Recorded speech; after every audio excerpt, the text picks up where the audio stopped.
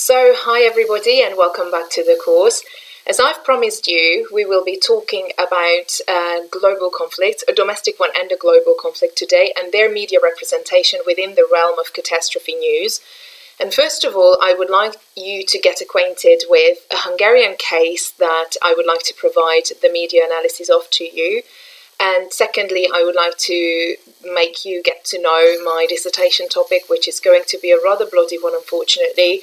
I was checking out the media rhetoric and visual rhetoric, actually, of two cases, Hurricane Katrina and the Bataclan shooting, which I would like to show to you today, how the media actually represents these events, these big conflicts, if it's a man-made one, as opposed to a natural catastrophe. So let's just jump right into it. And I wanted to share the first story with you. As you can see, this was the red sludge in Ajka. This is a Hungarian case. Ajka is not very far from Budapest. It was a domestic disaster. It happened in 2010, as far as I remember, and 4th of October, yes. And there was like this big, retaining, this was like a container reservoir in Ajka, which was reserving this red sludge, this caustic waste, and the retaining wall of this whole reservoir actually broke. And it was absolute man-made catastrophe, to be fair with you, because there were some warnings that this wall that was containing this whole red, you can see this red water, it's like really acidic water. And they said that the walls of the reservoir was not strong enough to hold it in much longer, but still it didn't get supported. It was in the hands of some socialist politician in Hungary, and he was warned a couple of times as well. It was in the hand of a company, actually, and they didn't do much about it, and unfortunately it broke suddenly. And there were a death toll of 10 people. They died, but loads got wounded. If this kind of caustic water gets into your eyes, you get blinded. It really burns the skin as well. And innumerable animals died as well because they didn't know where to or how to, and they were caged, majority of them. And it was inestimable damage for the environment. You can tell that if this water goes on the lands as well, those lands are not, you cannot cultivate them anymore. So it was an unprecedented crisis within the region and within Hungary as well, to be honest with you, because typically Hungarian news only reports similar stories in relation with foreign affairs or foreign events, because we don't really, thank God, we don't really have anything to report about catastrophe news. We are surrounded by the Carpathians, which will give us a lot of safety. So there are no hurricanes, or we don't have any volcanoes. We don't have anything. Sometimes we've got floods, like the Danube or the Tisza River. They can go flooded, but apart from that, earthquakes, these are not big issues. And because we are not a huge nation, we are not a typical kind of spot for terrorism or anything like that. So thank God we are a really nature-wise and as well as like humanly safe region. And this was the first time the media staff needed to respond to a relatively unfamiliar situation. So I'm just going to show you a video. That's when my laptop tends to collapse, so let's be rooting for me. Just so that you can imagine what happened or how it happened. This is what it looks like. So this red water and everything. Yeah, cars got pushed away because the water was coming out with such a haste and such a push. And you will see that some houses got flooded up to the roof as well. So it was like sometimes half of it, sometimes up to the roof as well. So it was depending on the situation of the house. Yeah, within moments the whole thing just broke off and it took everything practically. This is what it looks like. Actually, if you notice it, this red kind of substance, it looks like blood. So very many images, especially the very dramatized ones, looked incredibly as if it was like a manslaughter in this city or town, maybe, I'm not sure. But practically it was an absolute damage. And along what patterns of interpretation was the destruction represented within the media? That was my main question with one of my dear colleagues. Janka Barkotsi. She used to be my PhD colleague, now she's a doctor as well. And we actually we wrote an article in this topic. We checked out 3 television news programs reports. One of them is going to be the Hungarian television, MTV, which is going to be like the pro-government kind of, this is the one that is serving the government. In 2010, we had the same government as now because they have been ruling for a longer time. TV2 is going to be an anti-government at the time. But they were more mild, and then RTL Club, this is going to be a very anti-government. So we wanted to have like a pro-government, like a conservative one, more like a liberal at the time, but more left-wing, but not super much, and then a very left-wing one as well. So that the whole thing is like balanced out what we are checking out. And actually, we watched at the early hours of the 4th of October 2010 news, all of the 3 of them, how they represented it for the first time, with special regard to the genre elements that were contained. And we actually did not a visual analysis, as I did in the other one that I wanted to share with you, but an adjectival structure. So we checked out every single noun and adjective, or like in the English language, it's going to be like adjective and noun structures, and how they are dramatizing the situation. So, for example, I can say like a big problem, which is going to be an adjectival structure, or I can say, instead of big problem, I can say enormous tragedy. You know that, and this is like dramatized. It's the same thing, but it's going to be an adjectival term, which is going to be rather dramatized if you accept that from me. So that's what we checked out, and I wanted to show it to you. Let's take a look at the MTV1, which is going to be the Hungarian news channel, which is serving the government. So it presented the event as the leading news. So when you switched on the news after it happened, this was the first time they actually mentioned it. These were the news that we have chosen for analysis. And so for the first time, it was leading news, and it dealt with it continuously for 6 minutes. Oh, I've also forgotten to tell you, ladies and gents, that the Hungarian television news, that's going to be like a public news channel, and then TV2 and RTL Club, that's going to be commercial. Okay, so that's also important because they're more dramatizing always. Let's bear it in mind. Okay, so they were dealing with it. The MTV1 was dealing with these pieces of news for 6 minutes continuously in 3 consecutive thematic reports. And first of all, the first thing that we've noticed with my colleague, that the disaster is factually introduced. So they actually said that like this and that happened in this region. This is how many acres of land are going to be influenced by this and affected by this. This is how many people died. This is how many animals died. And this is what happened. So the losses and injuries were addressed. A lot of people got injured, unfortunately. And eventually, the correspondent presented the damages live, and they were having some interviews done, but mainly with experts. So, like those people who were there, and also like like members of the ambulance and like hospital people and stuff like that. So they didn't make anyone talk from the people who were affected. It's quite a moral thing, actually, not to make an interview with those people who were affected within a tragedy. It's more tasteful if you don't do that, because right after you lose someone, or you lose half of your farm, or you lose animals and stuff like that, that is not going to be very, very good if you make videos like that. And so they tended to talk to expert people and governmental people there as well. Unlike the commercial ones, this is more dramatizing, when you just stand with a microphone to the person, like, how are you feeling? And of course they're feeling horrible because they have just lost a loved one or half of their life. So that's not really moral, not against the rules. In some countries, it's against their media law actually blocks it. It's not possible to actually make an interview with someone who was affected in the tragedy.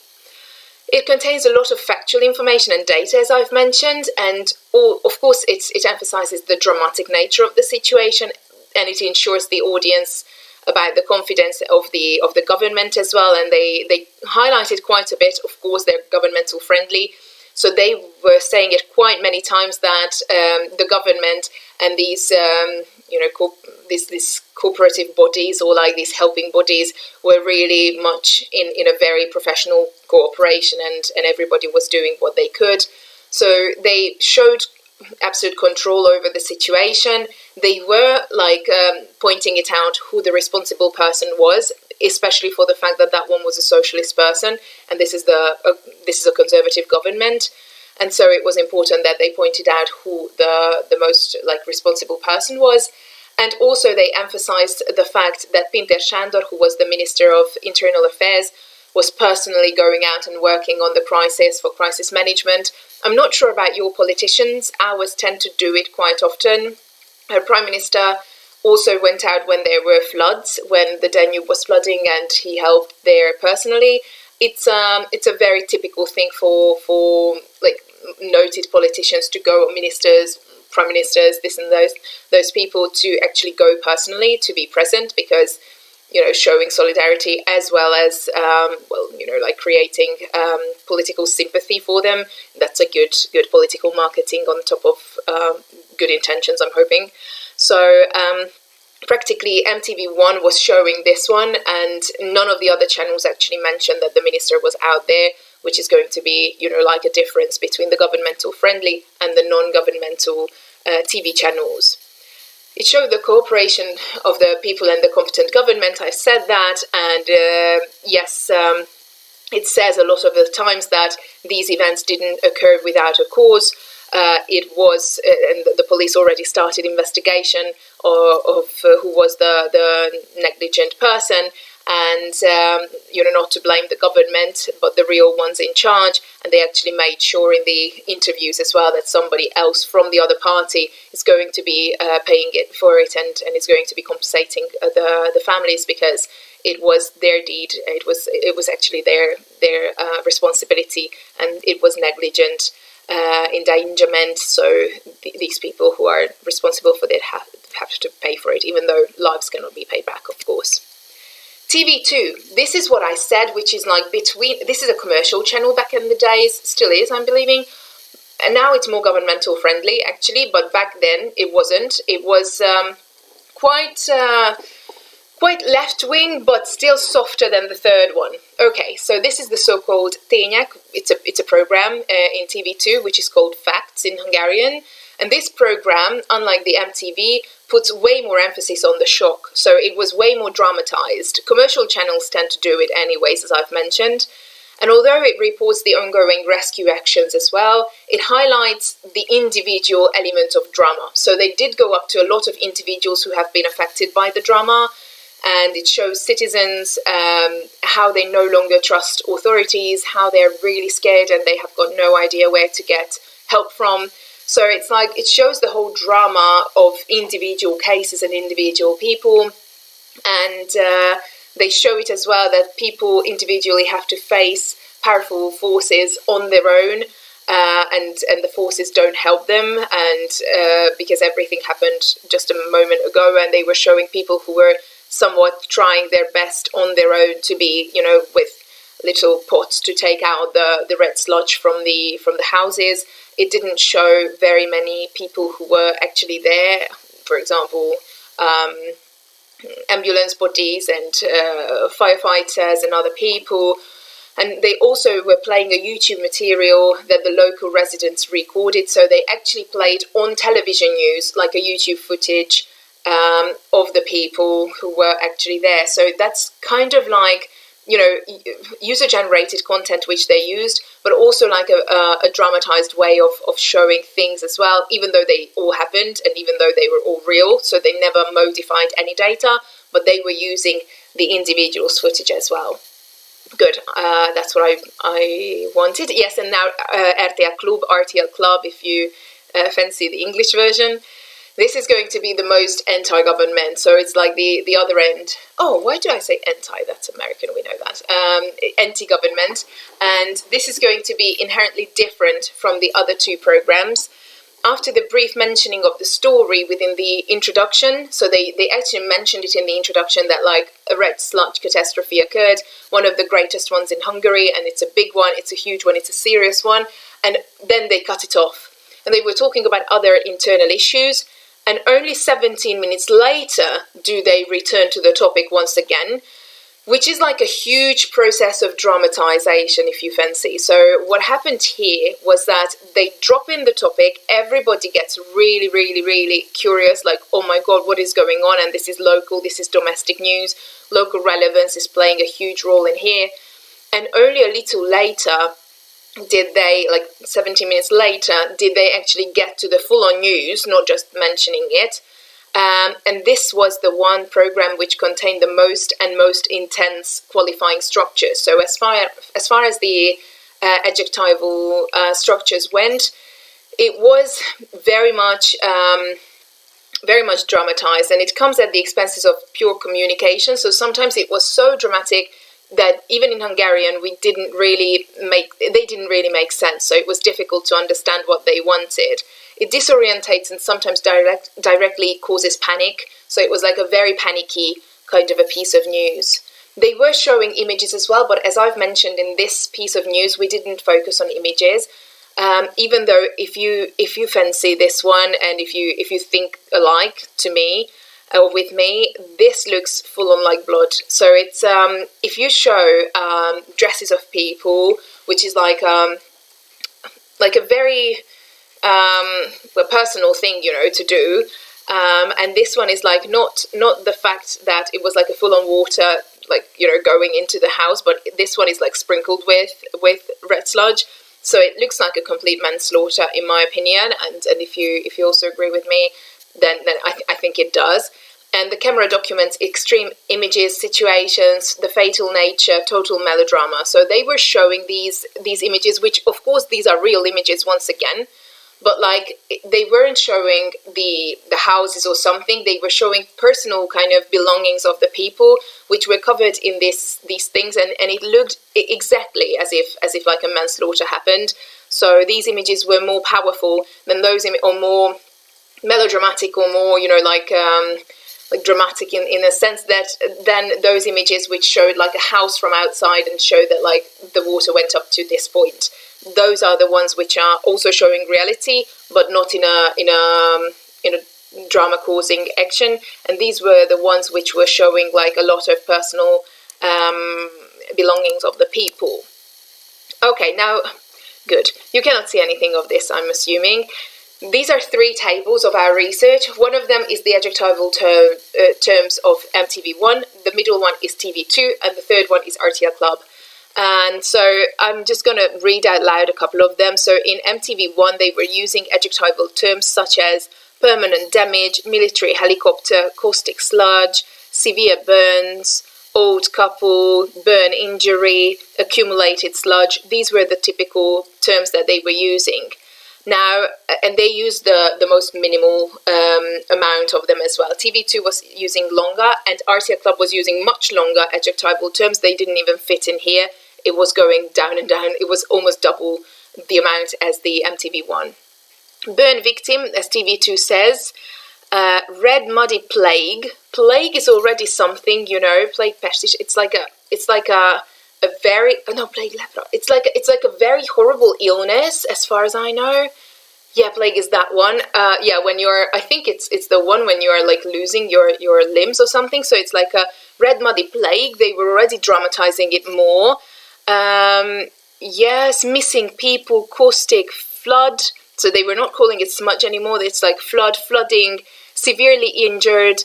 Something, a spilled red sludge, something like those. Okay. RTL Club, this was the most dramatizing. A sea of red mud. Yes. The disaster of the whole of Veszprém County. So it was talking about a whole county, even though it didn't reach the whole county. It reached 2 or 3 smaller towns as well. Okay, life-threatened or severely injured. This one was not even understandable. Slight, yet a large number of injured. This one wouldn't make sense in Hungarian either. Varying degrees of injuries, corrosive substance, plenty of policemen, plenty of ambulances, total chaos, chaotic situation, caustic terrible sludge. These were the ones that they were using. So a lot of the times they were using the term chaos, total chaos, chaotic situation, lot of severe injuries and these kind of things as well. So if you could look through it, sorry, I just pointed out a couple of them, but it was heavy rain of caustic red burn-like wounds and stuff like that. Yeah, of course. So it was like a very, very dramatized situation right here. So this was the first one. If you fancy doing a research like this, I highly recommend it. If I did it again, or if I could redo it, I would definitely focus on the imagery as well, because there were huge differences too. So catastrophe news are always a very interesting ones to show. For example, like making a difference between different news channels based on politics or culture or something, and interests, of course, but maybe like a proper visual as well as verbal one, it would have been way more exciting. So I regret not integrating that one, but it would have been too long and too complex, so I skipped that one. Now today also I would like to talk to you about my other research, which I executed on my own because it was actually my dissertation research, and unfortunately you have to do that on your own, so that's what I did, and I didn't have any partners in this one. I did have a number of hypotheses in my dissertation, which was based on visual rhetoric as well as philosophy. And so I was checking out how the images are actually capable of conveying a message and arguing. And not only, so many people think that like an image is just a matter of an ornament or something that decorates or something that kind of gives you a higher spirit or something, and it's just something fun. No, it's not, in my opinion. In my opinion, images also can argue, give full-on arguments and reasons, just as the words can. So many people believe it's not true because an image cannot actually convey tenses, just as verbality does, for example. Like it doesn't have a future tense or a past tense or something. Their semiotics are much different. For example, Gombrich had a picture where there was a cat sitting on a mat, and Gombrich was always saying that you do not know if it's a cat or the cat in a picture, or if it's a concrete cat or not. You do not know if the cat is sitting, was sitting, or will be sitting, and so images are ambiguous in grammar and grammatically not correct, and for that reason they didn't actually believe that images could argue. However, in my opinion, they can. They do have a very different semiotics than verbal language does, but I don't think it's a problem. I think it doesn't go to the expense of understanding it or actually knowing what they want. So for that reason, I really believe that images are capable of arguing. This was one of my hypotheses, my main one.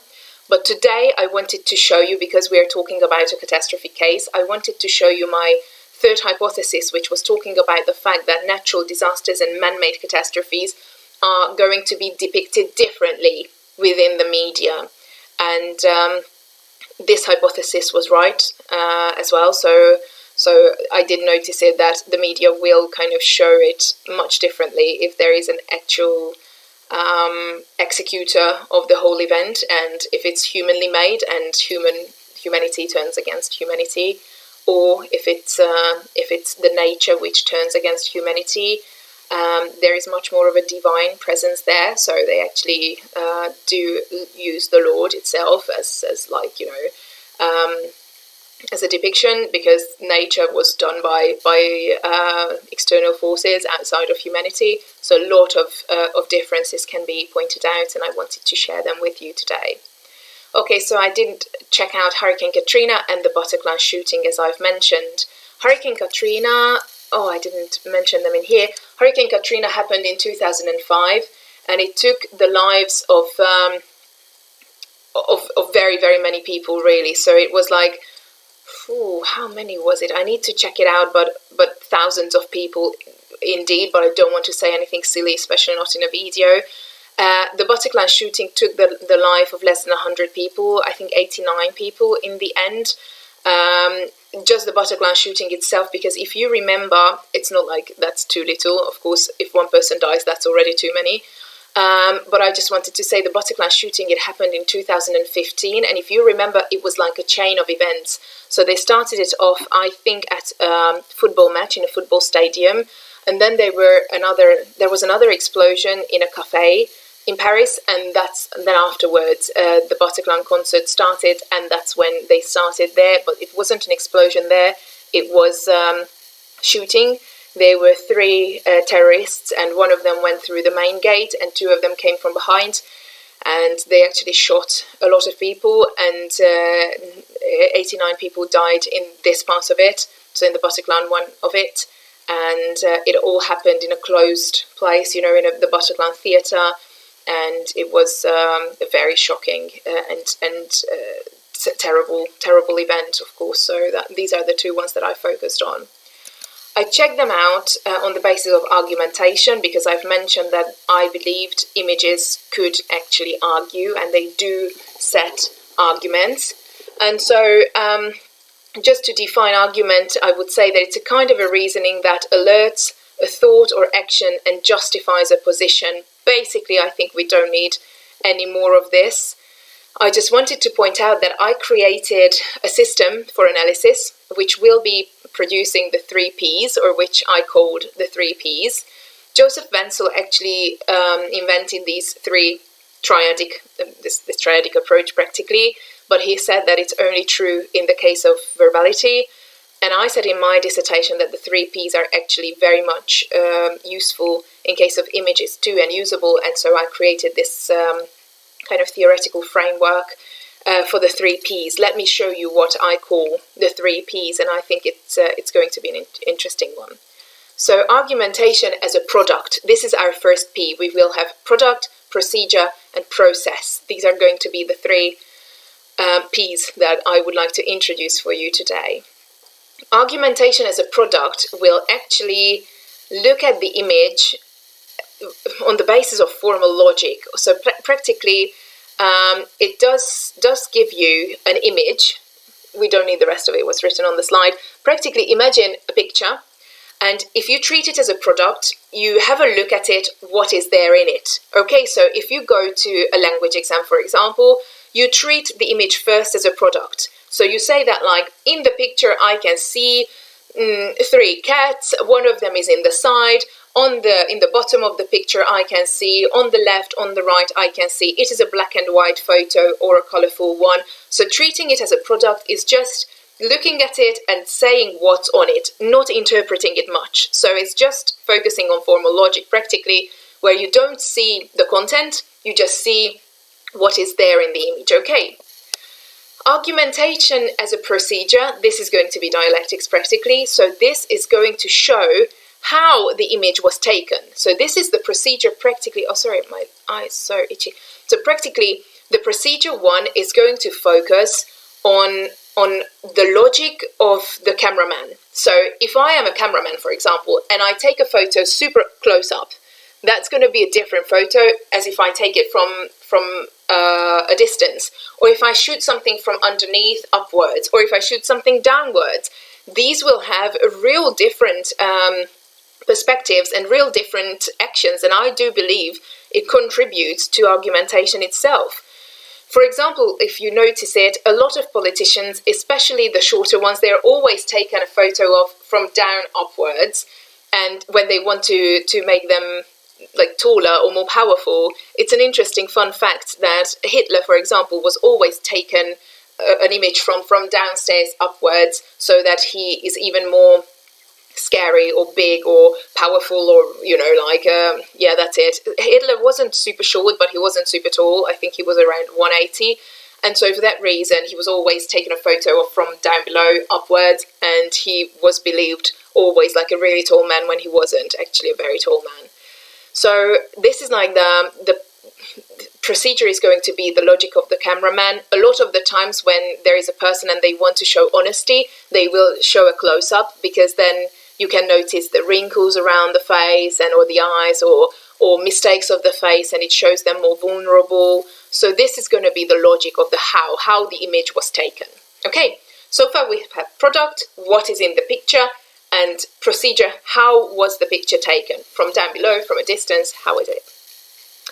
Process is going to be rhetoric practically, so in my view, of course. So this one is going to be what the image wanted to say. So what is going to be the effect of the picture, and what was the intention of the photo? So practically, how does it make you feel? What is the topos that is spreading? Is it going to be violence? Is it going to be, for example, the intention of the first photo I showed you of the clothes with the bloody spots all around it, red sludge around it? The effect of that photo is murder, practically. Okay, so the rhetoric of the photo there, the intention of the photo there is to actually show you that it was like, it's like murder, it's like blood all over it. Now I wanted to show you a photo once again. This one is the very famous Saigon execution photo, and I'm hoping that I did put it here, yes. Saigon execution photo. And if you watch or take a look at the photo for the first time, it's a very deceiving one. Because what do we see? We see a guy whose face is in the foreground practically, and we see the suffering of a man who is being executed right now in the Vietnam War, and we would believe, basis on this photo, that practically this is like a cold-blooded murder of an innocent man. Practically, this is what we believe. Well, it's not, ladies and gents, this is not what is happening. So, as far as the product goes, so if we just take a look at this photo and we wanted to describe it, it's going to be a black and white image with two middle-aged males in the foreground. You can see it, like one on the left, one on the right. This is it. The representation is sharp of the people. In the background there are some houses, other people, blah, blah, blah, but it's not really in the foreground. The camera shows the events from the front, and the two actors are in the frame.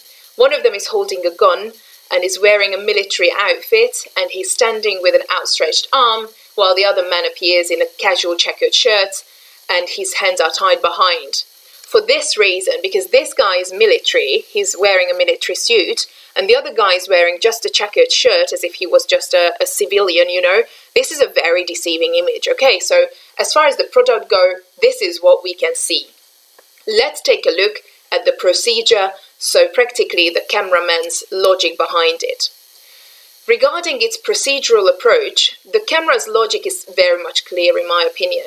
He does not show the face of the general, because we can see the generals, like the military man, from the side, but we cannot really see his face, and this went viral. So there were a bunch of images. If you put into Google like Saigon execution photo, a lot of images are there, but this was the one that got spread and which became like super known. So he's purely a cruel, cold-blooded killer. It's not, if you look at it, we cannot really see his face. The other person's face, the civilian guy's face, is in the foreground, and his feelings are the important ones as well for us. So the camera is trying to show the fear of the prisoner, and for that reason, this point of view is therefore a totally suggestive one. It wants us to actually like get into the, like or places us in the emotions of the sufferer. So we kind of feel for the pure guy. I'm going to tell you who he is. And we are kind of just seeing the pistol, the glittering pistol in the hands of the general, and we believe he's a cold-blooded murderer. As far as the process goes, so what is the intention of the photo? This photograph completely gives the impression of the murderer of a poor, innocent man. Its primary intention is to present the brutality of the general, as well as the whole Vietnam War, so they are showing the whole thing. And the recording evokes feelings of sorrow, compassion, of course, yes, and the topos, like the message that it's trying to convey within the picture, is going to see that this person is suffering, and we are feeling really, really sorry for him, and that's what it is. Now, I wanted to let you know, ladies and gents, that this guy actually is a cold-blooded murderer, so the guy in the checkered shirt. And he was really, he was killing numerous members of the police, their families as well. He's a Viet Cong, like communist guy who was murdering a bunch of civilians as well. And the general, he was just, you know, he was the one to execute this guy who is an absolute murderer and manslaughterer and a horrible person. Now, this one image actually was really, really detrimental for the career and the rest of the life of the general itself, because in some other images his whole face was visible. For this reason, because this one image got spread and the people noticed and saw that, and in here, the general was a bad guy, even though he wasn't. They actually declined his medical support and stuff like that. So after the Vietnam War, every single hospital sent him away, that they wouldn't help him, and his wounds and stuff, and his health was not supported by any like medical institutions within Vietnam, just because they believed that he was a cold-blooded murderer. And in fact, this man was put up for execution because he was the one murdering civilians, and he was the one, Nguyen Phan Lam, sorry about it, my accent is horrible, he was the one actually killing a bunch of innocent people. And so afterwards, the general went to America to actually start a new life. But there, once again, civilian kind of groups and organizations went against him. And they also wanted to get him deported from the country because he was such a bad guy. He wasn't. He just needed to execute a cold-blooded communist murderer. And for that reason, he was kind of spending the rest of his life in like some sort of a, like a safe environment, but he was living very quietly and not to be noticed or not to be harmed. And in the end, he died in cancer. So that's all that. And nobody was kind of helping him with his medical needs. So it's a very sad story. And one image actually destroyed the career and the life of a person, because in this photo, he looks like the bad guy, even though he wasn't. So visual rhetoric, ladies and gents, it's an important thing. It's a very, very important issue, and images do argue, in my opinion. They do say, they state, they actually not just influence or not just decorate. It's not a decoration. It's something that actually like killed the person. And Edward Adams, I think he was the one taking the photo. He's a large photographer. And he said afterwards in an interview, he actually won a prize for this one photo. And he said in the end that, like, out of his will, he actually, there were two murders occurring. The general killed the guy in the photo, and he, Eddie Adams, he killed the general with his photograph completely. And so two murders happened all at once. So there was like a proper murder and a character murder, and that's what happened. So images do argue, if you accept that from me. I did have a bunch of codes, ladies and gents. So one of them was within the product. I did want to see if there are persons in the photo or not, what their age was, if they were black and white. Of course, in case of the Hurricane Katrina, this was super relevant, and in case of the Bataclan shooting too, dead bodies, outfits, and stuff like that. The procedure is like the angle of the camera, the movements, the mimicry, special effects if they were used or not. And within rhetoric, I did, or the process factor, I did focus on the intention, the effect, and the topos, so the message, what the image wanted to show. And today I want to focus on the blue ones that I wanted to share with you, so that we don't check out every single code that I've had, because the lecture would be super, super long. Let's take a look. So I did analyze 75 images for the Bataclan and 75 images for Hurricane Katrina. And as far as the product goes, and like outfits and stuff like that, there were 20 more images of the Bataclan attack in which we could see people than in case of Hurricane Katrina. So first of all, within Hurricane Katrina, I did notice a bunch of photos which were about natural kind of like nature practically. So how the hurricane kind of caused the ocean to go out and how it was flooding on the lands. It was also noteworthy that the images of Hurricane Katrina mainly show middle-aged black man. It's not super surprising that the society shown is black, or the culture, because that ethnicity is the one which lives on the south coast of America, where this whole thing happened, around Ohio and those places. However, which was really crazy to me, the Bataclan shootings mainly showed young white people. And when I say mainly, as I remember, I didn't even notice more than 2 images. There were 2 images out of the 75 images which showed non-white people in Bataclan. Now, this was unbelievable. So the first one was believable because in case of Hurricane Katrina, that's a black-lived place. But in Hurricane Katrina, you know that Paris, for example, is such a multicultural European capital that it's unbelievable. It's like 70% of Paris at the moment is people of color, not Parisian people, or like mixes.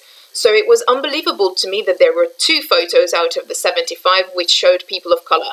Practically, the media wanted to show this one as well, that the press showed this as a terrorist act on the white society, on the European, like the basic European society, and as a revenge on the young white generation. So practically this is what was shown as well.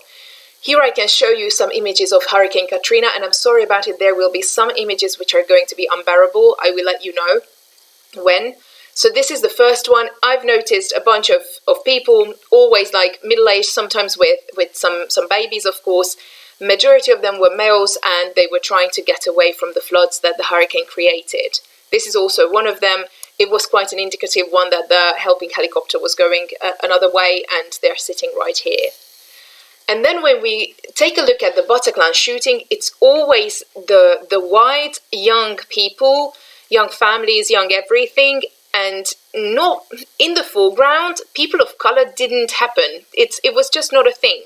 So practically it was like a white, like the terrorists are bringing down the white people on their knees, and that's what happened, of course. But the other people weren't shown, actually. So that was a very suggestive kind of point of view. As far as their outfit goes, we can find official police clothing in 38 occasions in the Bataclan shooting, whereas in only 13 ones in the Hurricane Katrina. So that's also something that, like in Hurricane Katrina, I did notice a bunch of times where it was either firefighters or ambulance people or military people trying to help those ones in need. These were all super disturbing images, by the way. And then in case of the Bataclan, it was almost 3 times as many, showing that the police is trying to help. So in this case as well, whereas, Hurricane Katrina, it lasted for months. I'm not saying that the Bataclan wasn't a super very serious one, but it happened in one night, and then they were cleaning up the place and trying to get back to normal within a few weeks, where everybody did have the chance to go out and put down their bunches of flowers and stuff like that. But the case went away. Of course, it will always be with them, and will always be in our memories. But the case did go away sooner.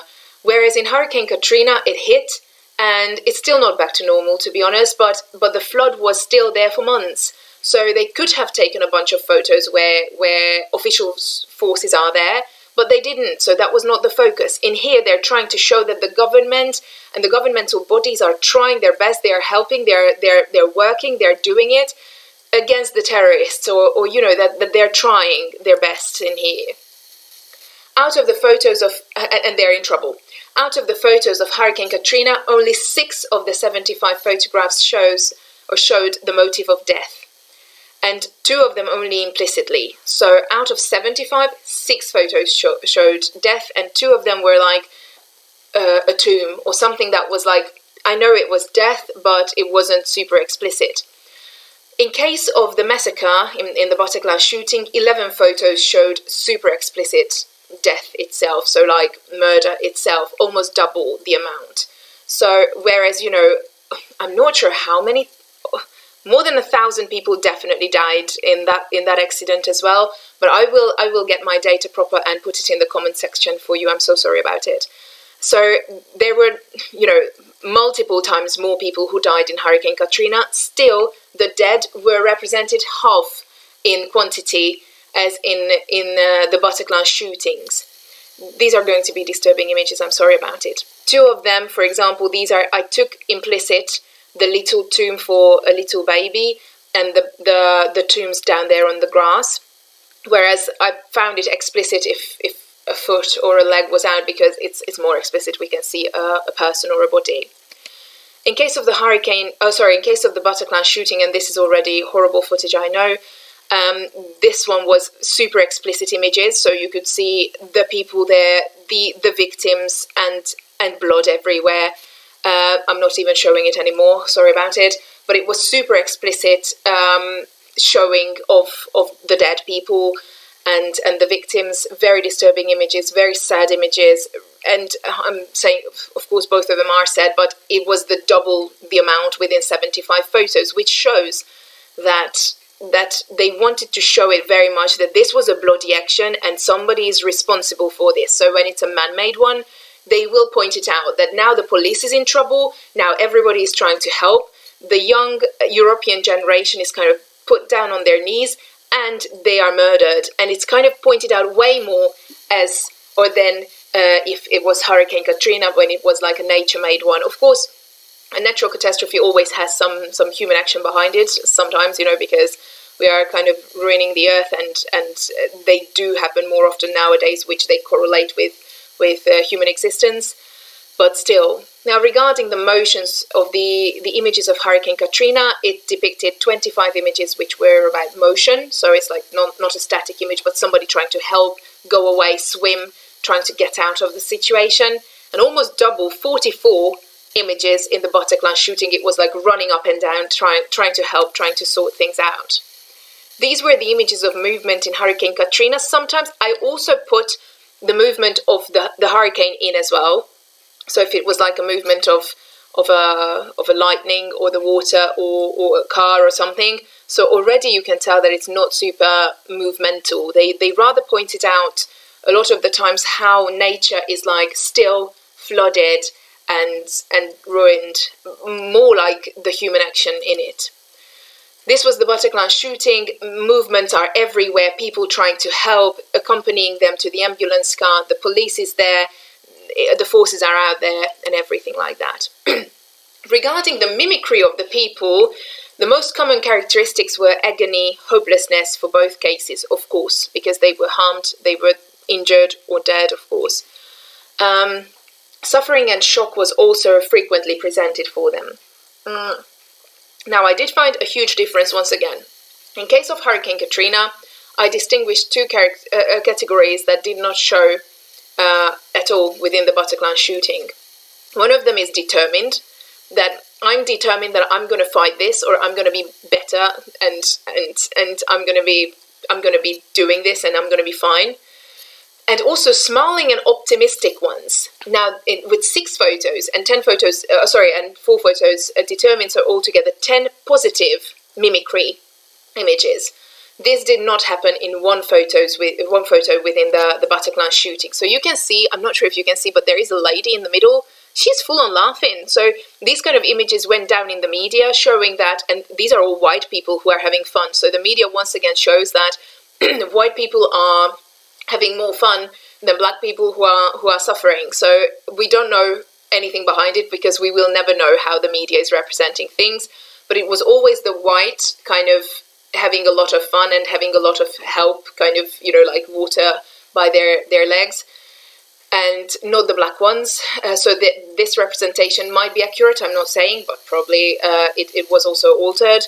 Whereas, and here is a black lady having a very determined face, hanging off a roof, that like, I'm going to be doing this, I'm going to be fine. And so this optimistic face never happened with Bataclan.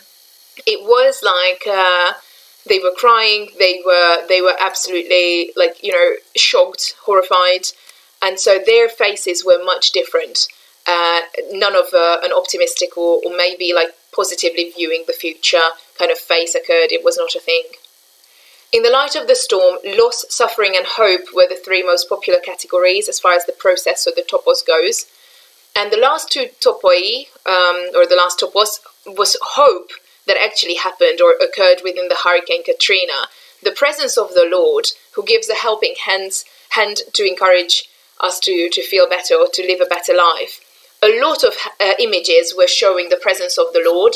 So they practically showed, and you have to notice it within the procedure, the logic of the cameraman, that it's always like the whole thing is flooded. This is, I think it's a graveyard, most probably, and like the image is showing, or the cameraman is showing the photo from down below upwards.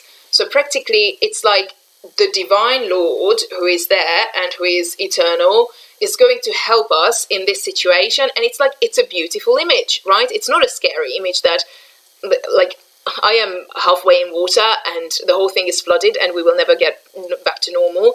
This is an optimistic photo rather than that. A lot of images showed the presence of the Lord. This one is showing a dog as well, which is like life, symbol for life, I'm assuming, and the symbol for a living creature and God helping them. And always, if you notice it, it's always from down below upwards, showing the divine presence of the Lord. So that's what is happening. As far as the topoi belonging to the Bataclan one, it was not at all showing hope. So it was loss and death as the two most popular topics, or toposes, topoi. This one was a very typical one, that it's not getting better, and there is death, and there is disappeared people, and life is never getting better. However, there was one kind of a photo which never happened in Hurricane Katrina, and it happened within the Bataclan shooting, and that one is going to be belonging together.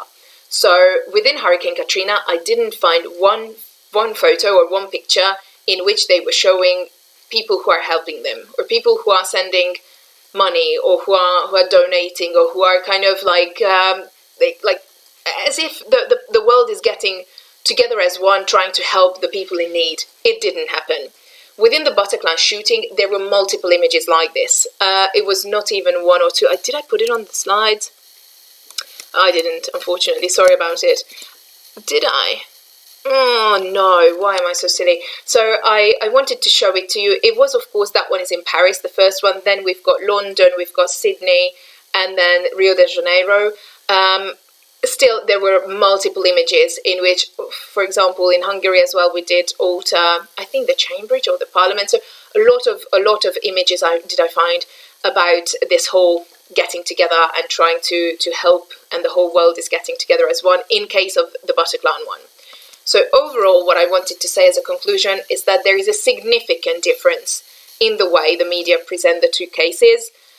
When Mother Nature overrides the normal course of life, or when men, the incarnate evil, actually turns against themselves. And here is like a put together within the product and the procedure and the process. So what sort of topoi are there, active movements, mimicry, how many people were represented, the official clothing, the motif of death, everything is kind of put there for you in numbers as well, so that you can see it from my dissertation.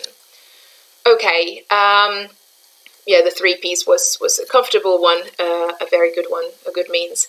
And my last thought to you for this course, ladies and gents, is that according to Professor Petra Atzel, who is the head of the department and who was actually my mentor for writing my dissertation, I'm internally and totally proud as well as grateful forever. And she said, arguing is good, persuading is important, affecting is responsibility. And this is what the media does. It does all three of them. And the responsibility has to be taken as well, how we represent the world that's going down around us. Thank you so much for your attention. It was lovely having you, and I'm hoping that this heavy topic is not ruining our day. And let's go into Teams and let's just talk about it a little. Thank you so much. Bye-bye.